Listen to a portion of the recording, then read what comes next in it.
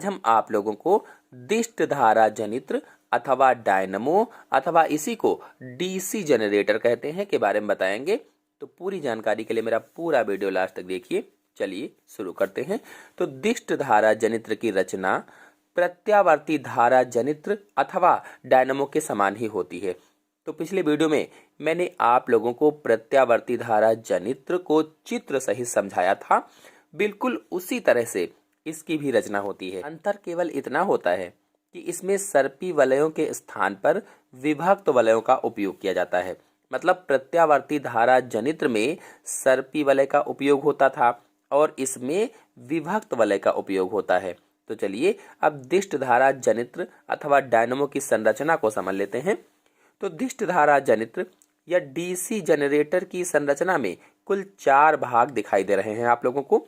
तो ये वाला जो भाग है इसे क्षेत्र चुंबक यानी फील्ड मैग्नेट कहते हैं। और फिर दूसरा वाला भाग, ये जो दोनों चुंबकों के बीच में कुंडली रखी हुई है जो ABCD से लिखी गई है, इस कुंडली को आर्मेचर कहते हैं। तो आर्मेचर हो गया दूसरा भाग। फिर तीसरा विभक्त वलय या स्प्लिट रिंग वाला जो भाग है, विभक्त वलय या स्प्लिट रिंग, ये तीसरा भाग हो जाएगा। और जो चौथा भाग है, ये जो ब्रुश है, ब्रुश वाला भाग चौथा भाग होता है। चलिए इन चारों को एक एक करके समझ लेते हैं। तो पहला है क्षेत्र चुंबक अथवा फील्ड मैग्नेट।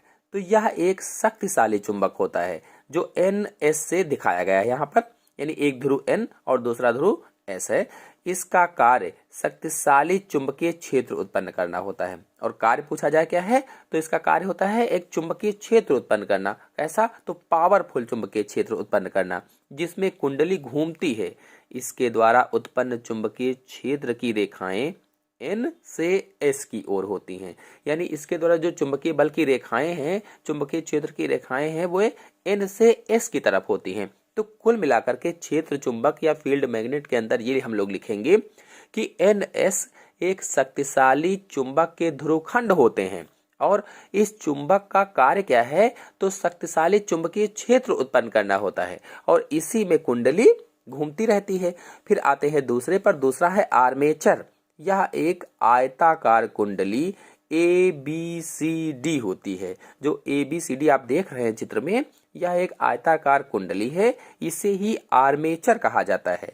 जो कच्चे लोहे के क्रोड पर, कच्चा लोहा होता है, कच्चे लोहे के क्रोड पर पृथक्कृत तांबे के बहुत से फेरों को लपेट कर बनाया जाता है। यानी अलग अलग जो फेरे होते हैं उनको इसी के ऊपर लपेट दिया जाता है। बहुत से फेरे लपेटे जाते हैं तांबे के, उसी से बनाया जाता है।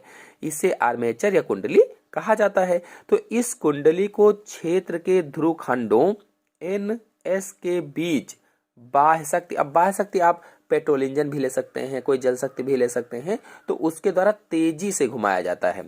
यानी कहने का मतलब ये है कि इस कुंडली को क्षेत्र के ध्रुव खंड जो N और S हैं, इनके बीच में तेजी से घुमाते हैं। तो कुल मिलाकर के आर्मेचर कुंडली में हम लोग लिखेंगे कि यह एक कच्चे लोहे के बेलन पर तांबे के पृथक्कृत तार के बहुत से चक्रों को लपेटकर बनाई जाती है और NS ध्रुव खंडों के बीच इसे जल टरबाइन या डीजल इंजन या आप कुछ भी कह सकते हैं, बाह्य शक्ति स्रोत हो, उसी के द्वारा इसको घुमाया जाता है। और फिर आते हैं तीसरे पर, विभक्त वलय पर या स्प्लिट रिंग्स पर।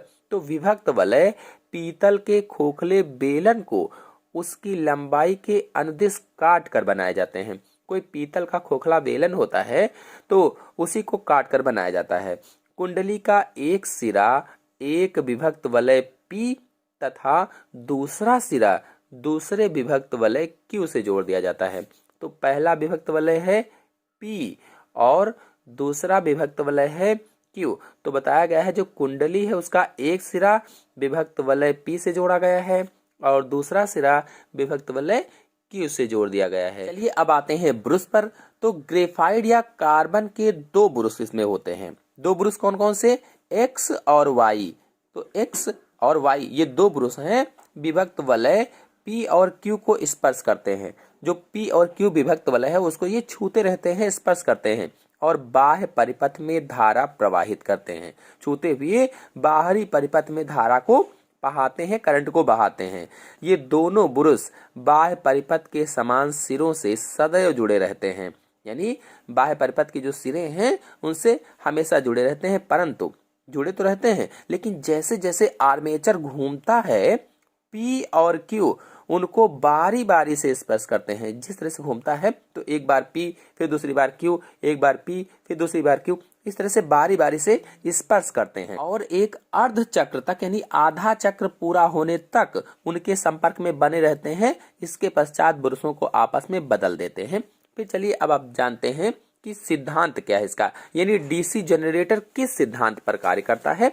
तो जब किसी बंद कुंडली को चुंबकीय क्षेत्र में तेजी से घुमाया जाता है, कोई बंद कुंडली है उसको चुंबकीय क्षेत्र में तेजी से घुमाते हैं तो उसमें से गुजरने वाली चुंबकीय फ्लक्स रेखाओं में निरंतर परिवर्तन होता रहता है। यानी जो चुंबकीय बल रेखाएं होती हैं उन बल रेखाओं में हमेशा परिवर्तन होता रहता है, जिसके कारण कुंडली में एक प्रेरित विद्युत वाहक बल और बाह्य परिपथ में धारा प्रवाहित हो जाती है।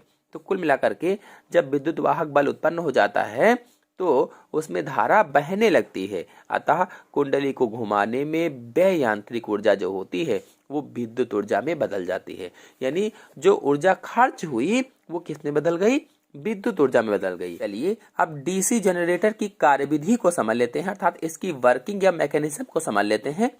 तो जब आर्मेचर कुंडली ABCD को दक्षिणावर्त दिशा में घुमाया जाता है यानी क्लॉकवाइज दिशा में घुमाया जाता है तो कुंडली में विद्युत चुंबकीय प्रेरण के कारण विद्युत धारा प्रेरित हो जाती है।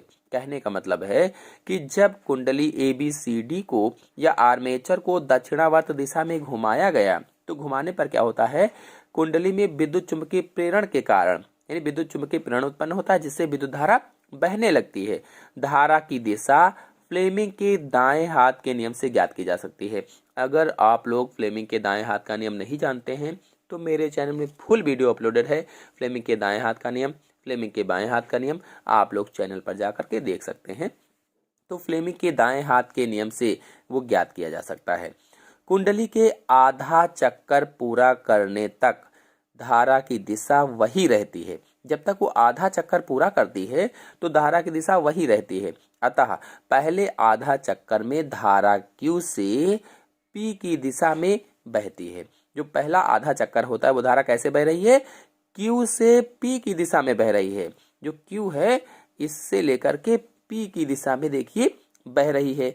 अगले आधे चक्कर में धारा की दिशा कुंडली में बदल जाती है। अब जो अगला आधा चक्कर है उसमें धारा की जो दिशा है वो कुंडली में चेंज हो जाती है, बदल जाती है, परंतु पहले ही बुरुशों की स्थिति को इस प्रकार समायोजित किया जाता है कि जिस समय कुंडली में धारा की दिशा बदलती है ठीक उसी समय बुरुश का संबंध एक भाग से कटकर दूसरे भाग से हो जाता है।